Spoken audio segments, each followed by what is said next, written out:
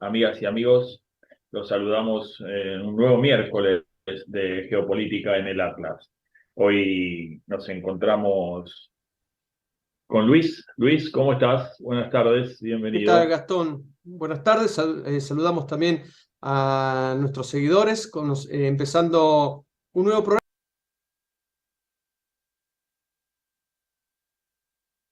sobre todo para los norteamericanos y Europa, ¿no? Y ya diremos en el transcurso del programa el porqué de ello. Vamos a ir viendo, sí, cómo no. Hoy 31 de mayo, las 18 horas, 18 y 1, 18 y 2 tengo. Bueno, también vamos a empezar a hacer esto, lo comunicamos, vamos a tener una pequeña modificación por cuestiones técnicas y del lugar. Vamos a empezar a salir en vivo a las 18 horas, los miércoles, una hora antes, porque, bueno, no hay disponibilidad a las 19 y sobre todo ahora que empiezan todo el tema de las campañas políticas y demás, vamos a estar más tranquilos en este horario, así que bueno, esperamos nos acompañen y al que no, ya saben, tienen el canal de YouTube, en el Atlas lo pueden ver como ocurre. Vos sabés que nuestros programas se están viendo mucho en el post, digamos, en el después del programa tienen muchas visitas, así que estamos contentos por eso, que cuando puedan nos acompañen y que si quieren nos dejen mensajes también y bueno, y vamos a tratar de ir viéndolo. Tuvo mucha repercusión el trabajo que hicimos con el Ministerio de Defensa. Gustó mucho ese tema. La gente, no, el común de la gente no estaba, no recibimos esa información. Los medios tradicionales no se ocupan de contar las cosas que fundamentalmente se hacen en términos de soberanía, en términos de desarrollo local, en términos de integración inclusive, ¿no? Así que bueno, celebramos que pudimos estar con la gente del Ministerio de Defensa y que estén haciendo cosas en pos de la soberanía. Bueno, arrancamos con la coyuntura de hoy. Yo creo que vamos a ir viendo diferentes situaciones. Me parece que lo desencadenante y más importante, fundamentalmente por nuestra ubicación, como decimos en Rosario, Mar del Plata, al final estamos en Argentina y somos miembros de Mercosur. Y bueno, se está desarrollando esta convocatoria que hizo Lula da Silva, fundamentalmente con la intención de reflotar UNASUR, ¿no? Eh, y allí, bueno,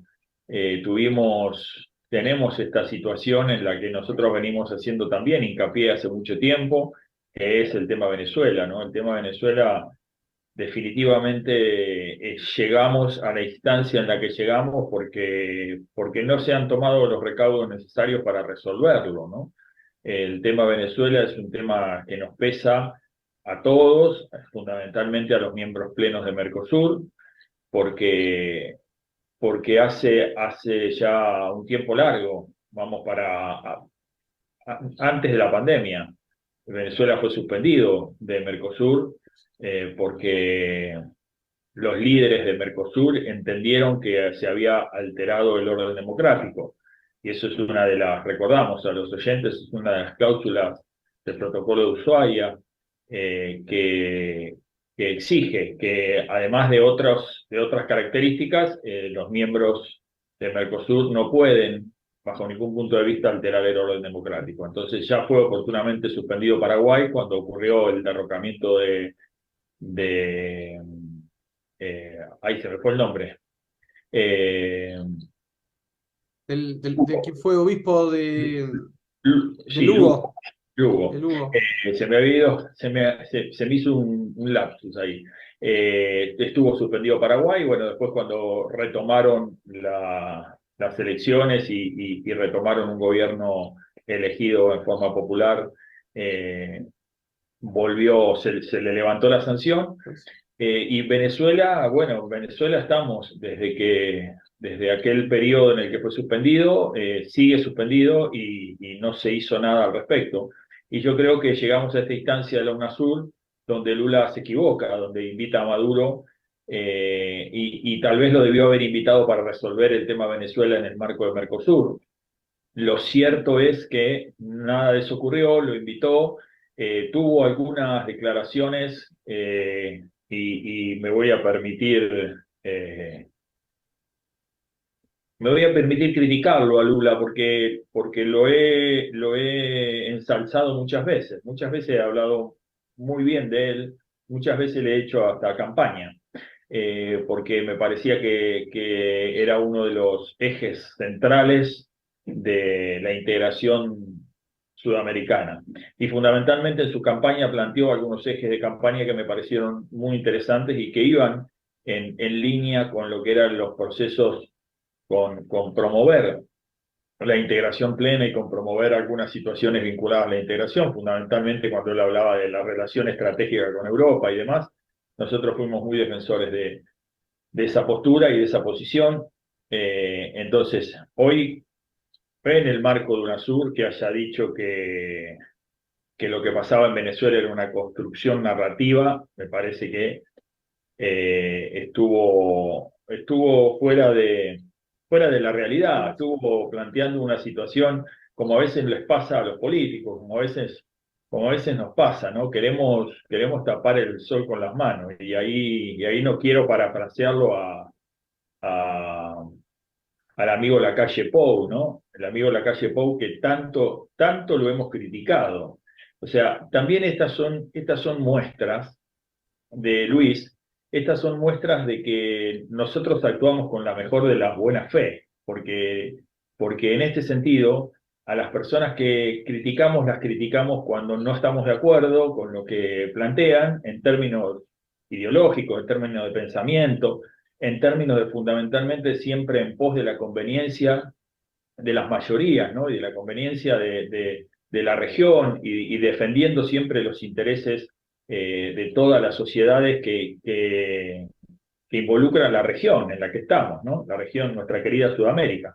Entonces, la calle Pou ha sido objeto de sumas críticas de parte nuestra. Fundamentalmente cuando él planteaba y sigue planteando la flexibilización del Mercosur y convertir Mercosur en un acuerdo de libre comercio y permitir que puedan los miembros de Mercosur realizar negociaciones bilaterales. Esto es convertir Mercosur en un acuerdo de libre comercio, en la flexibilización de Mercosur, lo hemos criticado a ultranza. Bueno, en estos días, este día en la UNASUR creo que estuvo prolijo lo que dijo.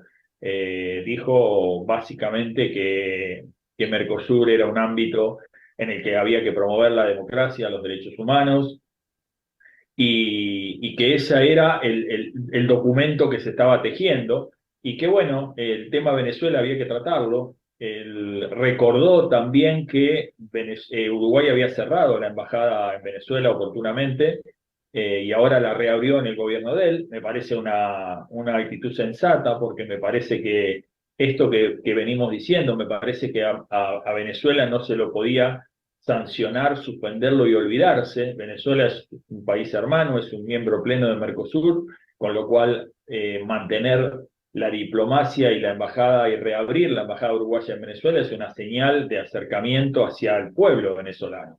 Entonces, en ese sentido, me parece que independientemente de que los gobiernos pasen, lo que nosotros tenemos que aprender es que los gobiernos no son los pueblos, ¿no? Los gobiernos son una cuestión de un momento, de un periodo, y no representan a los pueblos, o sí los representan, pero muchas veces lo que hacen los gobiernos, aunque lo representen en términos jurídicos, no lo representan en términos de los deseos de la sociedad, ¿no? Y entonces, inclusive la relación argentino-venezolana es una relación histórica, ¿no?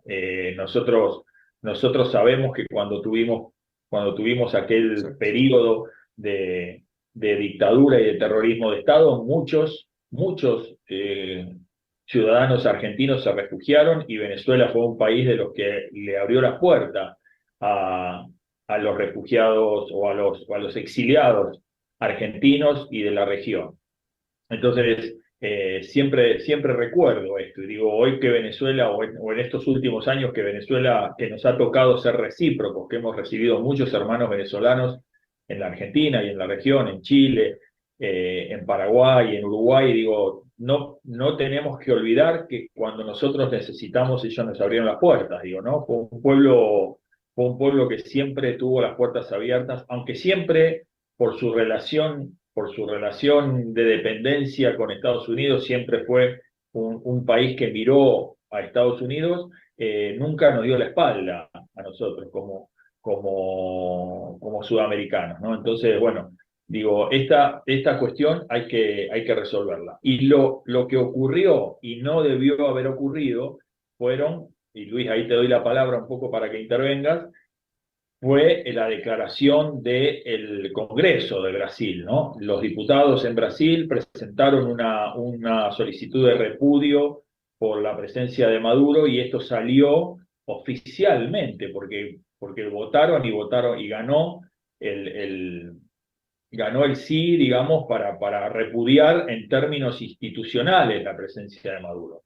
Y eso me parece que debió haberse evitado, eso me parece que debió haberse eh, entendido cuál es la situación que esto genera en términos globales, ¿no? Cuál es la percepción que podemos generar esto en términos globales cuando estamos hablando de unidad sudamericana, cuando estamos hablando de integración, cuando estamos discutiendo en la OEA, en el marco de la OEA, que todos los miembros vuelvan y que esté integrada entre todos los miembros, digo, esta señal que da el Congreso de Brasil, que no es, que nos tiene acostumbrados, ¿eh? El Congreso en general, el Congreso de Brasil no tiene nada que ver con la diplomacia brasileña ni con los presidentes brasileños. Es un Congreso bastante aristocrático y bastante colonialista, digo, me parece que está más cerca del imperio portugués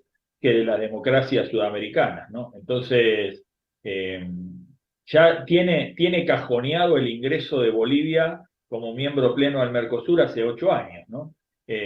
Bolivia todavía no es miembro pleno del Mercosur gracias al Parlamento brasileño, ¿no? Entonces, nos tiene acostumbrados a estas decisiones cuasi oligarcas. Pero bueno, digo, esto le hace muy mal al objetivo y y a la idea con la que Lula convocó a esta cumbre de UNASUR, ¿no? Entonces, digo, no sé, y ahí te doy la palabra, Luis, ¿qué opinión tenés al respecto? Sí, a ver, como sabemos, nada es lineal. Nada es ni blanco ni negro, o sos dictador o sos democracia. Vos fijate con respecto a lo que vos decías al Parlamento brasileño, ¿no? Cuando Estados Unidos ha estado acercándose al gobierno de Maduro. De hecho, Chevron ya está abriendo bases comerciales digo base, porque son así, son bases de operaciones en Brasil. Estados Unidos le ha quitado su apoyo a Guaidó, y eso es una señal positiva, no guste o no, es una señal positiva para Maduro, porque lo lleva a envalentonarse. Digo, si Estados Unidos no tiene prurito en acercarse, buscar negociar, sobre todo con recursos energéticos, con Maduro, tampoco podemos señalarlos con el dedo, decirle vos quedás fuera de todo. Creo que fue inteligente, por lo menos lo considero, no la frase, lo que dijo Lula da Silva, pero sí fue inteligente incorporarlo en esto que a mí por lo menos me tomó de sorpresa en esta continuidad del UNASUR, que es un UNASUR totalmente distinto. Cuando gana la presidencia Lula y cuando nosotros retomamos los programas, ¿te acuerdas que decíamos, Lula viene distinto, no es el Lula de hace 20 años atrás, pero no es por una cuestión de edad. Yo creo que ha dejado y ha entendido que el mundo no es tan ideologizado como él creyó en su momento y es más pragmático. Creo que tenemos un Lula mucho más pragmático. Creo que el mundo se está volviendo más pragmático.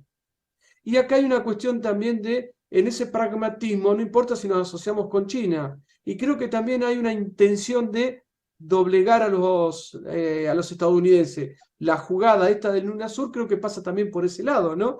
Es más, voy más profundo. Yo creo que esta etapa, este nuevo siglo XXI, puede llegar a ser titulado o podemos marcarlo con un título para nuestra historia como la rebelión de los países emergentes.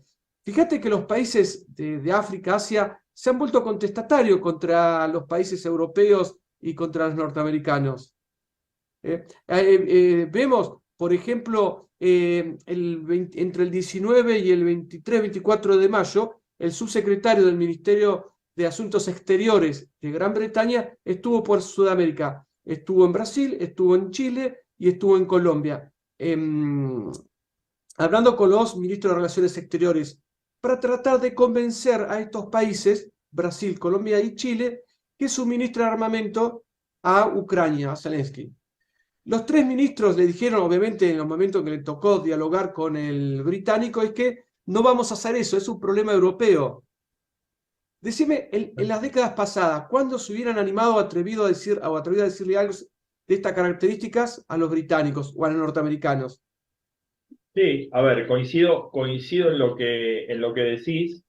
eh, Más me parece que, y estoy totalmente de acuerdo, por eso te digo que la incorporación o la invitación de Maduro a la cumbre de UNASUR me parece que es una decisión acertada. Lo que me parece que debió haber sido previo, que debió haber sido negociado previamente, es que no hubiera tenido la consecuencia que tuvo, digamos, ¿no? Me parece que ahí se subestimó a los demás miembros, me parece que es lo que falta en Mercosur, me parece que es lo que falta en Sudamérica. Hay como, no sé si a vos te parece, pero a mí me da la sensación a veces que Sudamérica, Brasil y Argentina parece que fueran Estados Unidos y China en el mundo, ¿no? Parece que hay como una hegemonía en Sudamérica donde viste, si lo dice Brasil, no hace falta que lo consensúe con nadie, si lo dice Argentina, no hace falta que lo consensúe con nadie, o al menos lo consensúan entre ellos. Imagino que debe haber estado de acuerdo y debe haber sido hablado entre Lula y Alberto Fernández la invitación de Maduro, porque de hecho Fernández se reunió con Maduro. Eh, entonces, ahora dejaron afuera a Boric, dejaron afuera a la calle Pou, dejan afuera, entonces surgen estas situaciones donde Boric también dijo que estaba de acuerdo, que no estaba de acuerdo con decir que era una como habíamos una construcción narrativa.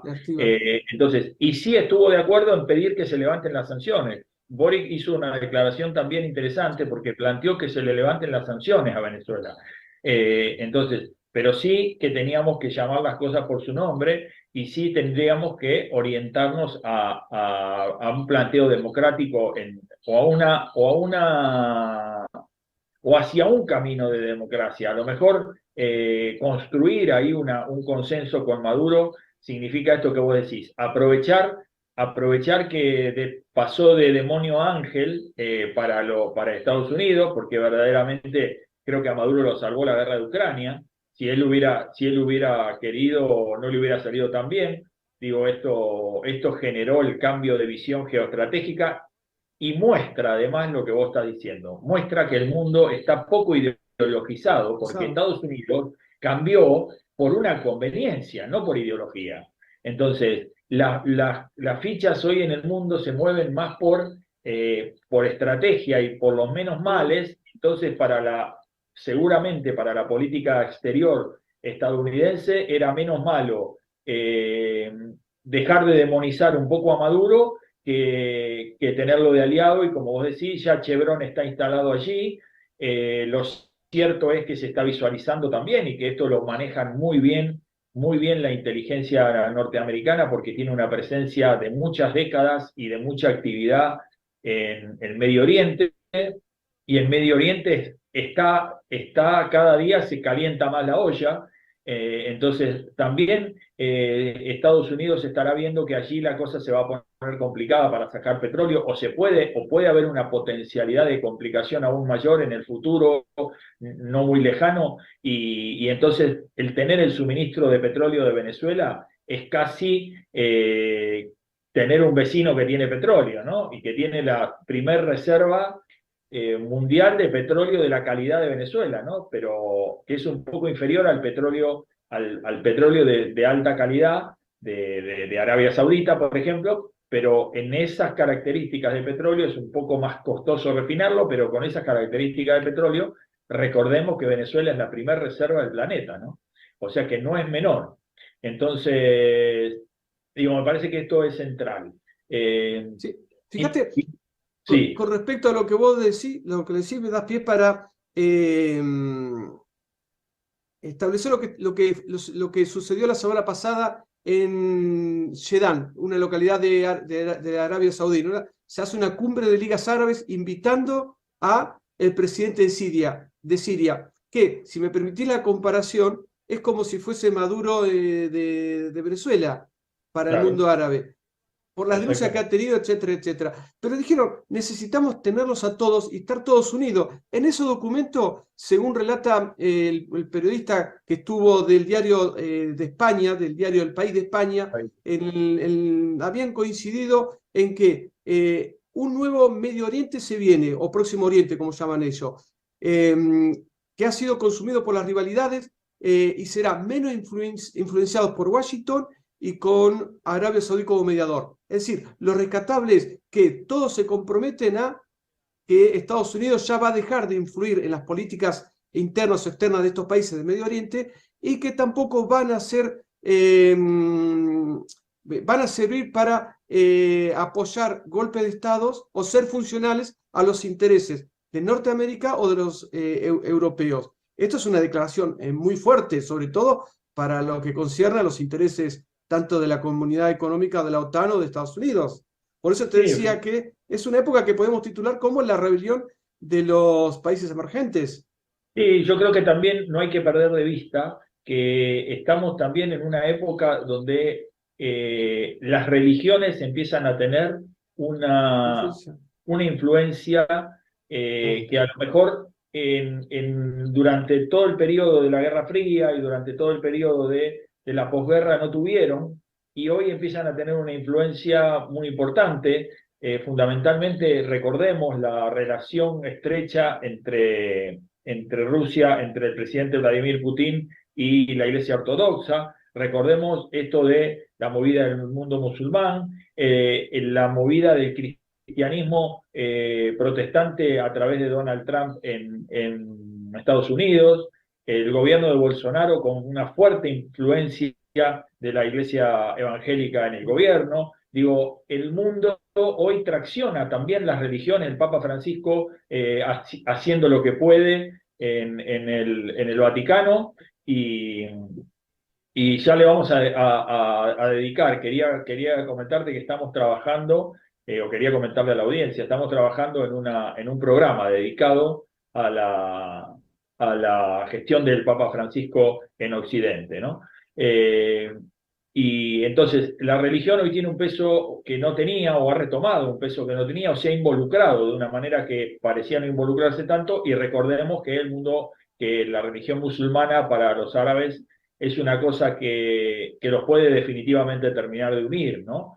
bueno, Digo, esto lo habíamos hablado en un programa anterior, ¿no? ¿Qué no pasaría habíamos con un hablado. mundo musulmán unido? Exactamente. Esto es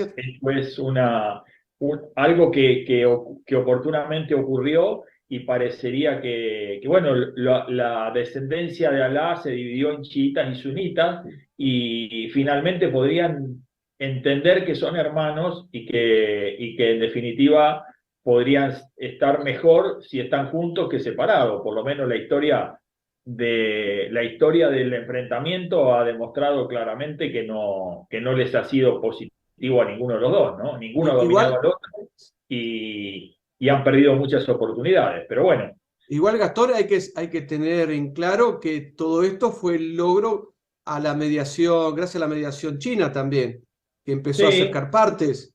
sí, sí, China se ha claro. convertido en un gran jugador diplomático a nivel internacional, sobre todo dentro de lo que es Asia y lo que es África. Ha logrado Sí. pacificar África.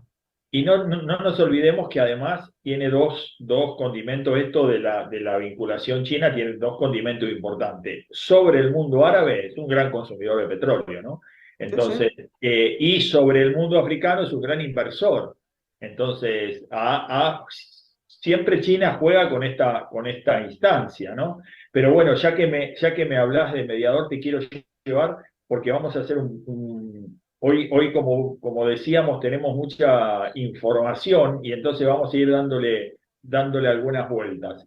Y cuando vos decís, recién cuando decías China se ha convertido en un gran mediador y demás, yo creo que este fin de semana también nos ha demostrado eh, que hay un gran jugador en la geopolítica hoy en la relación de este bipolarismo que se viene a dar ya definitivamente. Hace un tiempo hablábamos de un multipolarismo, ahora yo creo que estamos hablando de un bipolarismo, más allá de que cada uno construye alianzas y tiene sus aliados, y que la cabeza de uno y del otro es China y Estados Unidos, me parece que ya estamos hablando de un mundo bipolar, que solo puede ser fragmentado aún más con lo que hablábamos recién, de cómo, según cómo se vayan moviendo las religiones en el mundo, tal vez pueda haber una fragmentación distinta. Pero por ahora podemos hablar de un mundo bipolar y el que verdaderamente ha demostrado ser un estratega de la geopolítica ha sido Erdogan, ¿no? Erdogan Exacto. ha ganado las elecciones con un 52, casi un 52% de los votos contra la alianza que se gestó en su contra, que bueno, llegaron a un 40 y, casi un 48%, pero verdaderamente hacía un análisis el fin de semana sobre cuando estudiaba un poco todo lo que pasó en las elecciones y demás, y veía cómo hoy debe ser el único jugador en el mundo que es de la OTAN y es íntimo amigo de Vladimir Putin, ¿no? Digo, está en los dos lugares y tiene una capacidad de cintura para no quedar. Hasta ahora se viene manteniendo, digamos, ninguno se lo puede apropiar, ninguno lo puede etiquetar y ninguno se puede enojar con él porque es un jugador, un ajedrecista, ¿no? Sí, pero Gastón, a ver, hubo dos hechos que molestaron, por lo menos la información que uno tiene y va observando, que molestaron muchísimo a Erdogan. Primero, la intromisión europea y norteamericana apoyando a la lista a la lista opositora. Y segundo, de Sí. las declaraciones que dijeron que Erdogan es la pieza útil y estratégica de Rusia. Es decir, a ver, en criollo, vos sos el alcahuete de Rusia, y esto molestó sobremanera a Erdogan. Y no nos sorprendería que en los próximos meses, como vos dijiste, ese equilibrio se rompa y se vaya para el eje chino-ruso. Yo creo que me decepcionaría porque me parece que está en una posición cómoda, me parece que se puede convertir en la voz, se puede convertir y tiene mucho más para ganar si se convierte en el puente, en la, porque creo que así como lo estamos mirando nosotros, ya lo debe estar mirando China y tal vez pueda convertirse, recordemos que Xi Jinping viajó hace no muchas semanas a reunirse con Vladimir Putin y le llevó un acuerdo de paz. O sea, estamos claros que si China algo no quiere es que esta guerra se prolongue mucho tiempo más. Para China es una complicación estar teniendo esta guerra allí y este conflicto. Y creo que si Erdogan interpreta y si está claro que imagino que sí, porque sus movidas han sido así, ¿no? Digo, cada vez que él se enoja, negocia algo. Digo, no se enoja y rompe, negocia y pide algo a cambio por haberse ofendido, digamos, ¿no? Sí. Ha sido un estratega en ese sentido. Entonces se puede convertir en el puente, en la pacificación o en el fin de la guerra en Ucrania, y eso le puede generar, llevar agua para su molino de una manera muy importante. Así que, digo, como vos decís, como bien vos decís, esto habrá que ver cómo transita este periodo ahora de tiempo. Sí. Sus declaraciones post-triunfo fueron interesantes en este punto. Eh, Parece que es medio peronista, te voy a decir, porque, porque habló de la tercera posición, habló de volver al mundo otomano, que sus objetivos de gobierno para este nuevo gobierno eran volver a la historia del mundo otomano, ¿no? Esa posición que históricamente tuvo Turquía antes de caer también, como sabemos, Turquía fue una gran potencia, Turquía marcó una época muy importante, ¿no?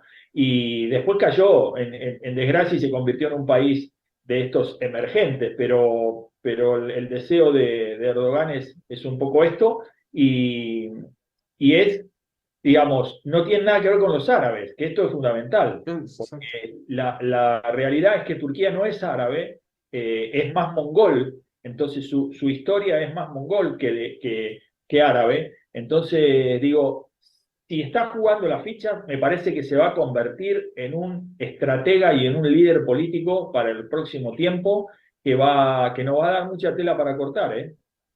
Sí, igual, a ver, con respecto a lo que vos decías de China, ¿no? De que busca una pronta solución al conflicto ucraniano-ruso, pero también lo beneficia que esa guerra pueda extenderse. ¿Por qué? Porque está desgastando tanto a Estados Unidos como a la OTAN. Y aparte está dejando ver cuáles son los armamentos que está teniendo la OTAN y Estados Unidos. Entonces vos ya vas conociendo cuáles son las tácticas que emplea el enemigo, cuál es el armamento que utilizan, mientras se conoce muy poco de cuál es el armamento y la estrategia china. Yo creo que es un campo de estudio para China fenomenal. No digo que quiera beneficiarse y tenga 2 o 3 años de conflicto, pero hoy por hoy está cómoda que el conflicto se mantenga, porque va estudiando y analizando. Esto por una posible invasión o integración de Taiwán hacia China, ¿no? Que es lo que siempre viene sosteniendo Xi Jinping. Hay una sola China, no hay dos Chinas. Sí, yo ahí, viste, tengo mi reserva respecto de que a China, yo creo que China está más en una actitud defensiva en cuanto a la cuestión militar. Me parece que conoce su gran debilidad respecto de ese sector.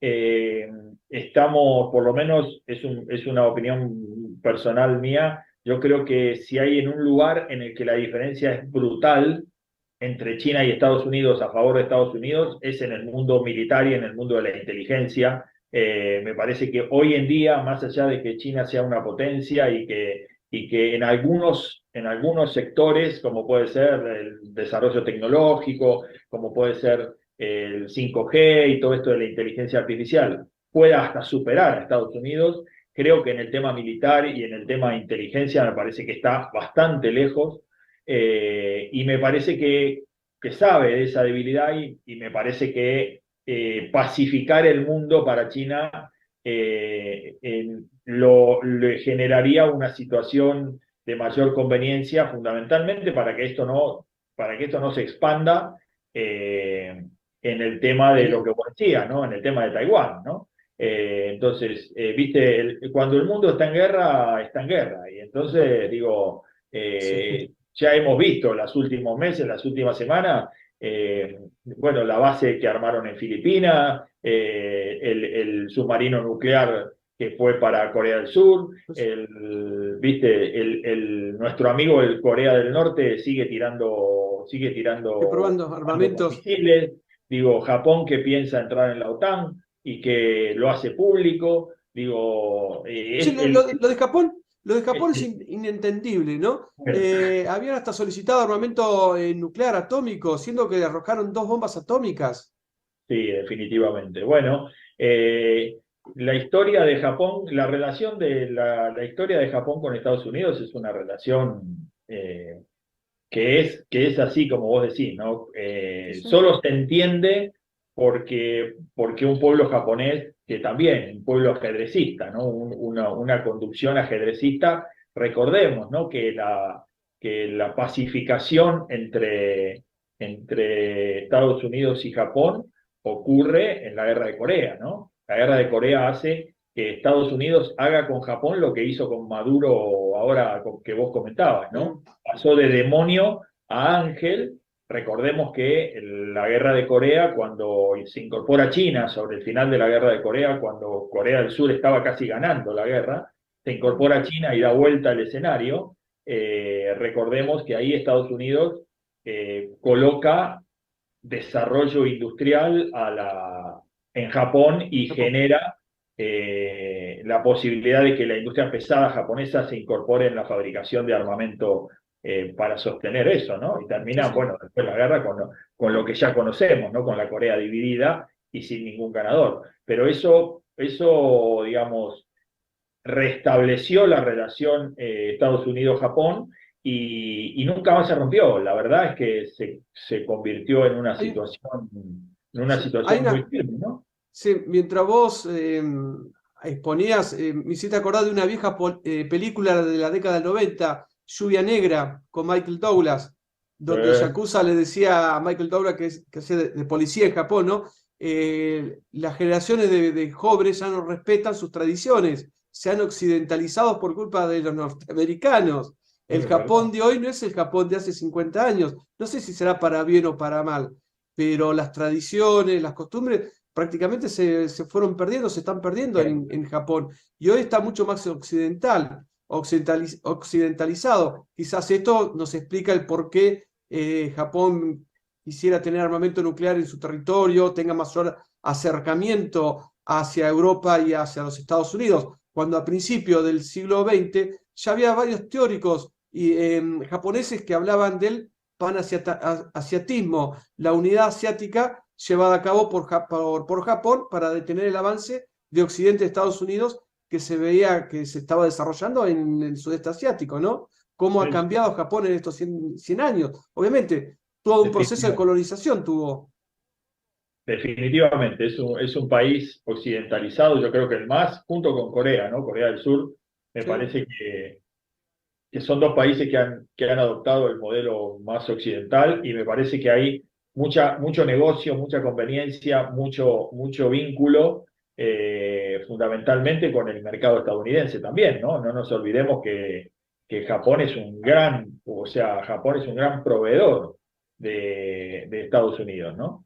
Sí. Fundamentalmente todo lo que es la industria pesada, todo lo que es la industria de bienes de capital, automotriz, etcétera, etcétera, ¿no? Entonces, digo, esto también se sopesa hoy en día cuando decimos que las ideologías se han caído un poco, también se sopesa en términos de los relacionamientos, ¿no? Y fundamentalmente a mí me parece que la cuestión de piel con Japón es China, ¿no? Entonces, digo, finalmente una China y una Corea del Norte que puedan sentir o hacer sentir a Japón amenazado, y esto tiene que ver con una relación muy estrecha, por eso con Occidente, ¿no? Sí, Eh, sí. Me parece que no hay ninguna posibilidad de un acercamiento tampoco en términos políticos entre Japón y China. Hoy en día están en las antípodas de la conducción política y del pensamiento político. Entonces, bueno, me parece que tiene que ver con esto. Pero días pasados recordábamos esto que vos decías, ¿no?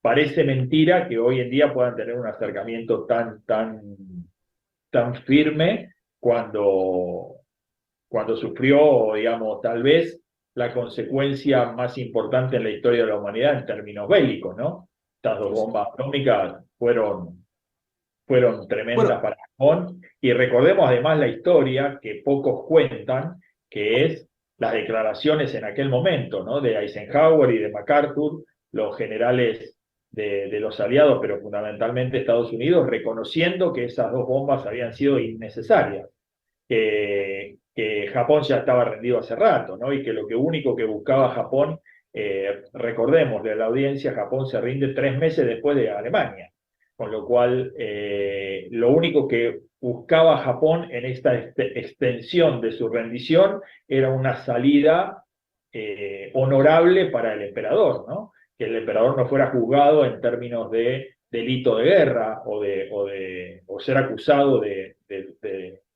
delitos de guerra, ¿no? Que eso lo hubiera condenado en términos. Algún historiador hizo alguna vez una comparación que lo comparaba a Jesús en la cruz, ¿no? Como que si Hirohito hubiera sido juzgado por delitos de guerra, hubiera sido como la crucifixión, ¿no?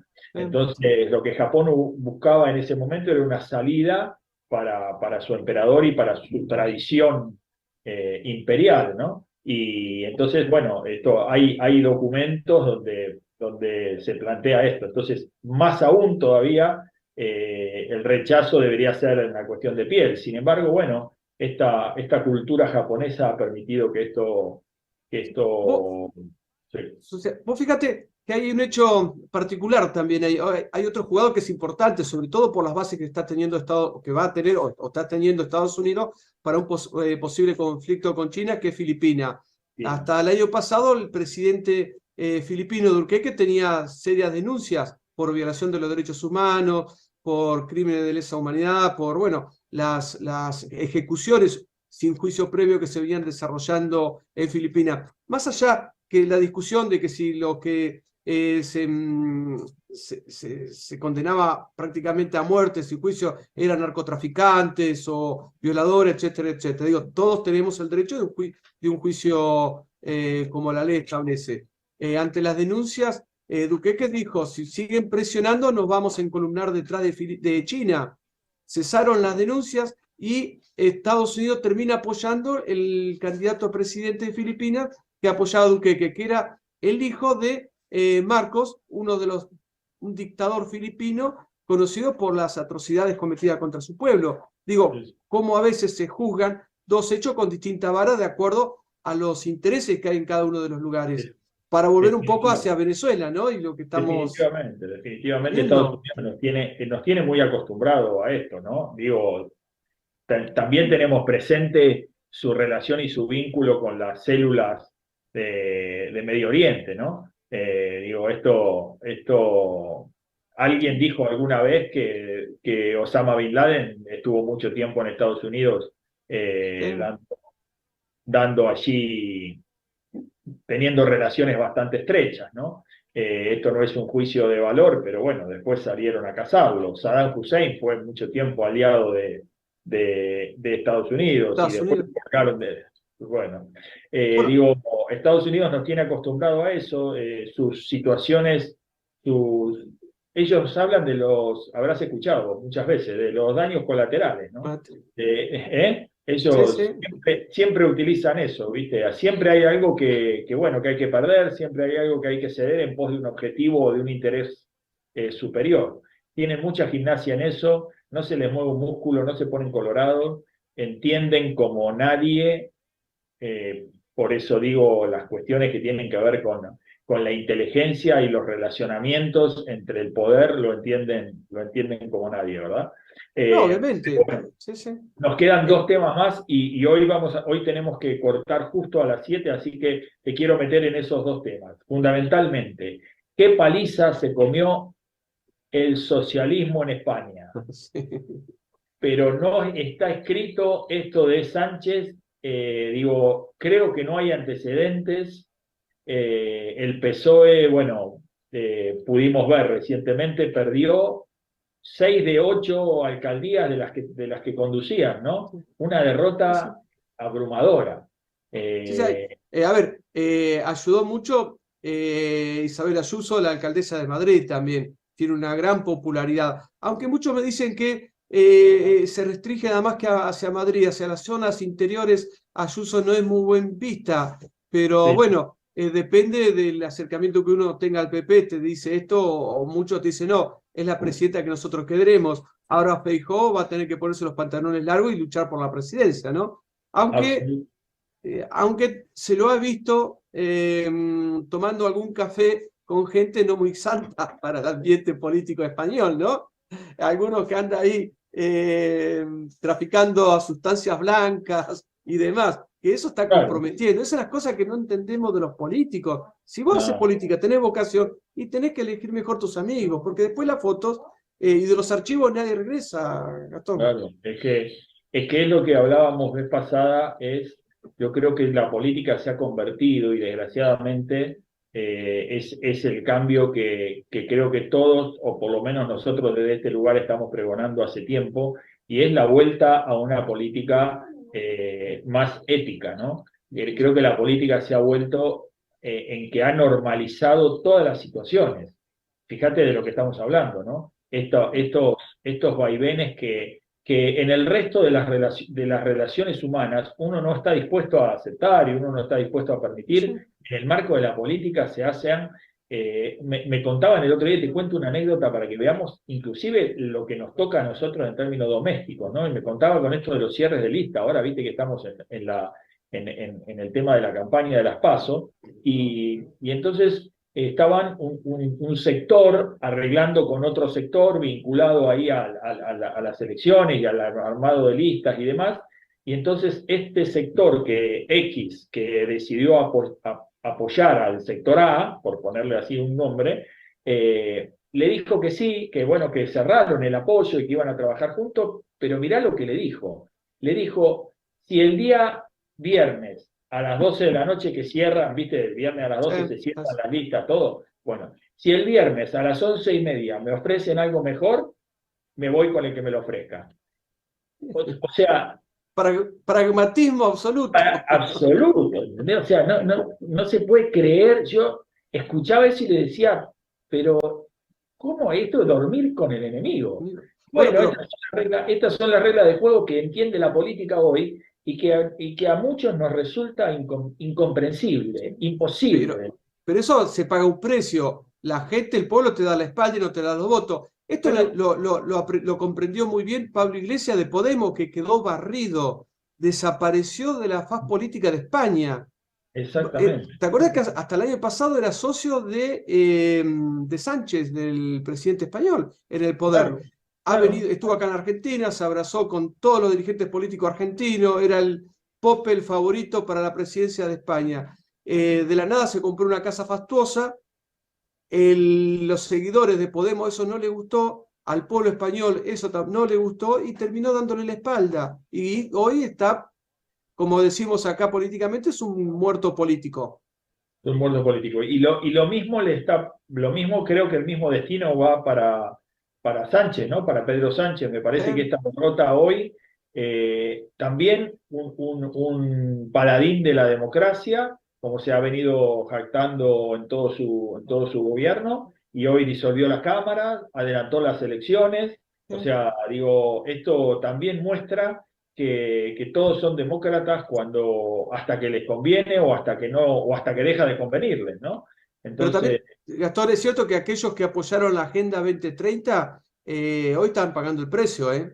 están pagando el precio. Y hacia ahí iba, te quería, digo, esto de la socialdemocracia, la aliada, porque ya es público, ¿no? Digo, ya no descubrimos nada cuando decimos que hay una ¿Sí? relación estrecha con el globalismo financiero internacional, ¿no? Entonces, me parece que ha mostrado que ahí tampoco hay escrúpulos, ¿no? Porque si hay algo que uno no podía pensar jamás, era el socialismo aliado con el mundo financiero, ¿no? Y verdaderamente ha ocurrido y verdaderamente le ha dado oxígeno y recursos a esta socialdemocracia, pero va a terminar con la idea política, ¿no? Va a terminar con el grupo político. Me parece que hacia ese lugar va, Sí. porque como vos decís, están pagando un precio altísimo porque sus decisiones son totalmente irracionales, ¿no? Bueno, le pasó a Boric en Chile, le está pasando su caída de imagen estrepitosa, y a Está Petro en pasando, Colombia. está pasando exactamente, absolutamente. Está pasando en casi todos los lugares, esta misma situación. Y ya que decís, y ya que vos me tiraste el tema del cierre, Colombia, estoy muy preocupado con Colombia. Otra vez, esto de la ruptura de las relaciones con la FARC, me parece que es un escenario complejo, ¿viste? Sí, sí. Hubo cuatro menores asesinados, No. el fin de semana pasado, y esto hizo que el presidente, que el presidente de Colombia, Petro. Petro, rompiera este acuerdo, digamos, de alguna manera de cese el fuego, ¿no? Que tenía. Y bueno, y ya las declaraciones, parece que que está ahora De la FARC, del movimiento, ¿eh? el líder de la FARC. El líder de la FARC, sí. Que parece que está más loco que Tiro Fijo, ¿viste? ¿Te acordás de Tiro Fijo? Sí, sí.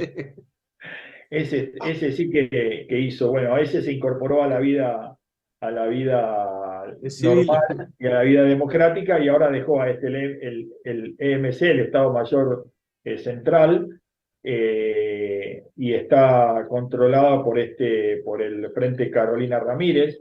Estos muchachos, bueno, ya lo amenazaron a Petro que este cese el fuego iba a multiplicar los muertos y los atentados y demás, ¿no? Eh, con lo cual, con lo cual estamos en una situación compleja porque además en Colombia hoy está la presencia muy fuerte de Estados Unidos, ¿no? Con lo cual esto sabemos que hace ya unos cuantos años, con la salida, con la transición de Uribe, Estados Unidos incorporó allí unas cuantas bases Bases militares militares, sí, sí. y tiene una presencia muy activa, ¿no? En Colombia. Entonces, digo, esto no sé cuál es al respecto tu visión, pero a mí me tiene bastante preocupado ese tema, ¿no? Claro, a ver, no digo que sea el caso de Petro, pero si vos venís apoyado por un grupo, en este caso insurgente, y no cumplís con las promesas, después vas a tener reacción. Yo creo que la lectura hay que hacerla por ahí, ¿no? ¿Qué es lo que negoció Petro? Vos fíjate en el caso de Bukele en El Salvador, que él sale del riñón del Frente Farabundo Martí, que también era un grupo insurgente en El Salvador, pero él rompe antes de ser presidente, antes de la candidatura. Sí, sí. Él arma su partido nuevo, rompiendo justamente con los dos líneas políticas existentes en El Salvador. No le debía nada y no le prometió nada al Frente de Farabundo. Entonces, el Frente no le puede exigir nada. A ver, yo me pregunto, la relación entre los sectores guerrilleros al cual Petro los conoce, porque él ha militado, ha estado con ellos. ¿Qué les prometió o no les prometió? ¿Qué es lo que no les cumple o le falta cumplir? Creo que el tema es por ahí, ¿no? Por eso la Sí, reacción de estos sectores.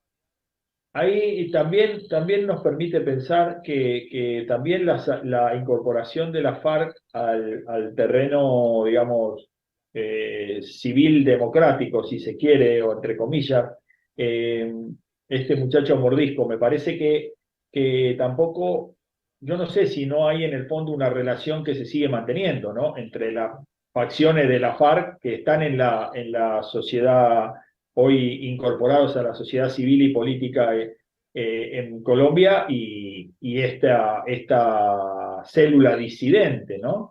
Eh, porque fíjate que no hay no hay ningún vínculo tampoco de enfrentamiento respecto de esta parte de la disidencia con respecto a la parte o a la conducción anterior, ¿no? Entonces, ahí hay una situación como vos decís, hay que ver qué se prometieron, qué no están cumpliendo. Y Eh, también hay que tener en cuenta los grupos narcotráficos que atraviesa toda la sociedad colombiana, inclusive los bueno, grupos guerrilleros, ¿no? un poco quería llegar a ese punto y ahí es un poco el grado de preocupación de la que te manifestaba. Eh, y también está relacionado con lo que vos mencionabas de Bukele, ¿no? Tengo una impresión, y esto no es solamente una impresión, y es una percepción, que ahí hay un objetivo claro de Estados Unidos que tiene que ver con limpiar México y Centroamérica, fundamentalmente con el objetivo de un proyecto de repatriación del tejido industrial en esta área de cercanía, ¿no? En esta área de cercanía con Estados Unidos. Y eso necesita, por un lado, energía, y por eso vemos la relación y el vínculo con Venezuela, y por otro lado va a necesitar mucha energía, y por otro lado vemos el modelo de ensayo que se está gestando en El Salvador con Bukele, ¿no? Claro, sí, sí. Toda esta movida interesante que está allí generándose, ¿no? Con lo cual, si esto ocurriera, me tiene muy preocupado que el destino del narcotráfico se corra hacia el sur, ¿no? Eh, Entonces, esto es una situación que hace un tiempito vengo pensando y espero que sea solamente una percepción, pero da la sensación de que por los hechos que inclusive ocurren en Argentina, ¿no? Eh, Uno se eh, ve que a lo mejor es solo una coyuntura que está pasando en la Argentina y no tiene ninguna relación con esto, pero bueno, Es No que quería dejar de mencionarlo porque es un pensamiento y charlarlo con vos a ver cuál era tu opinión, pero sí, es lo digo rápido, no es una percepción, es la realidad. El hecho lo demuestra el fiscal paraguayo asesinado en Colombia que estaba investigando los vínculos entre el tráfico de Paraguay por el Río de la Plata, sumado al de Colombia y el de México. Y con respecto a lo que vos decís de El Salvador, yo coincido, yo creo que es una especie de experimento social, si se me permite la expresión, de la gran cárcel de El Salvador. Aquellos que sobran dentro del mercado porque no quieren trabajar o por lo que fuere, los encerramos ahí y la gente que trabaja vive tranquila. Después con el tiempo nos olvidamos de los que están ahí encerrados. Creo que esto porque ya están surgiendo voces en Chile, en Ecuador, en Perú, sobre yo soy el representante de Bukele, yo soy como Bukele o mano dura como Bukele. Y acá en Argentina de alguna forma las tenemos, pero tenemos un Bukele de pollera. claro. Bueno, esto es central lo que estás diciendo y me parece que es importante que lo analicemos. Vamos a ver si el miércoles que viene podemos contar con la presencia de Gabriel para verlo desde el punto de vista del comportamiento y de cómo se van construyendo estas ideas en términos mentales, ¿no? Pero a mí no me cabe ninguna duda que el hecho de Bukele en El Salvador es como vos decís, un ensayo que además está amplificado en una campaña mediática, porque, bueno, lo muestran como un logro, ¿viste? Como un logro, ¿No? como una cosa, y lo que pasa, y estas cosas siempre tienen detrás la necesidad, el deseo de un emergente social, ¿no? La gente hoy en nuestra región está pidiendo que la situación de inseguridad, que la situación de la gente, de la violencia se termine. Y entonces cuando aparecen estos modelos de ensayo que esconden un montón de situaciones que no son claras y que te conducen de alguna manera a menos democracia, que te conducen de alguna manera a situaciones más autoritarias. Digo, esto empieza a tejerse y empieza a fomentarse en el tejido social y después tiene la connotación de haber sido avalado por la sociedad, ¿no? Entonces, Sí. digo, esto es muy peligroso, de verdad, y de verdad está relacionado con este tipo de situaciones. Así que hoy ya no tenemos más tiempo, Luis, como te decía, nos tenemos que retirar, así que te doy un cierre como siempre y nos despedimos para el La próximo. próxima. Mira, con respecto, volviendo al tema original del Luna Sur, pensemos lo que fueron los BRICS hace 30 años atrás. En la India veíamos las calles de Nueva Delhi con la pobreza y la miseria. En Brasil estaban derrocando, se estaba cayendo Collor de Melo por la denuncia existente. En Sudáfrica liberaban a Mandela y veíamos la represión existente, ¿no? Cómo esa estructura que se fue armando durante 30 años cambiaron la economía de estos países. Digo, pensemos en ese ejemplo, y como también hay otros ejemplos para lo que es el UNASUR. No focalicemos tanto en el caso de Venezuela, que nos duele también por lo que está pasando en la población venezolana. Todos conocemos lo que nos dicen los exiliados que están aquí en Argentina y están muchos de ellos por Avenida Rivadavia trabajando en los puestos de libros. Pero empecemos a construir justamente lo que hoy precisamos, que es la unidad de nuestros pueblos para trabajar en conjunto y direccionar y orientar nuestros países hacia el mundo que se viene, ¿no? Y después, en base a esto, iremos presionando de alguna forma para que nuestros países se vayan democratizando y se vayan respetando los derechos humanos de todos por igual. Pero no perdamos esta Definitivamente. oportunidad. Definitivamente, creo que me hiciste pensar en políticos, me hiciste pensar cuando me hablabas recién de hace 30 años, me hiciste pensar en gente que hoy ya no existe definitivamente en la política y que eso nos genera una preocupación adicional, ¿no? Me hiciste pensar en Mandela, me hiciste pensar en tantos políticos que han tenido ética y han tenido escrúpulos y han tenido código. Y si se quiere, nosotros hemos tenido un Perón, hemos tenido un Mujica hace poco. La verdad es que Sí, uno puede estar de acuerdo o no con Mujica, pero ha sido un político coherente. en estos términos, ¿no? Me hiciste pensar en Chávez también. Digo, ¿cuánta necesidad tendríamos hoy de retomar un camino de líderes políticos con estas características, ¿no?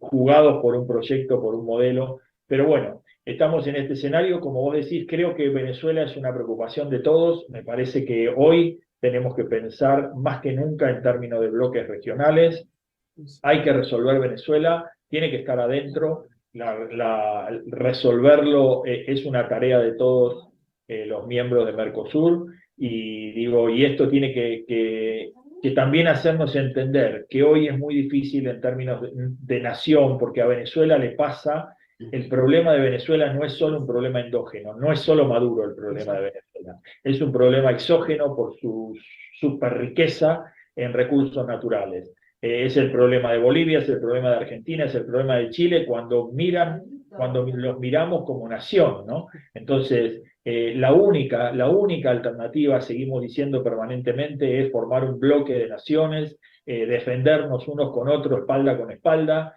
y poder mantener de alguna manera nuestra soberanía. Entonces, aspiramos a que UNASUR tenga este objetivo, retome este objetivo y que ayude a consolidar Mercosur y que ayude a que los sudamericanos estemos cada día más juntos. Así que los dejamos por hoy. Es un miércoles más que hemos puesto lo mejor de nosotros para hacer geopolítica en el Atlas. Te agradezco, Luis, como siempre. Les mando un fuerte abrazo a todos. Que tengan una buena semana. Que Dios los bendiga. Y si Dios quiere, nos vemos el miércoles que viene a las 18 horas.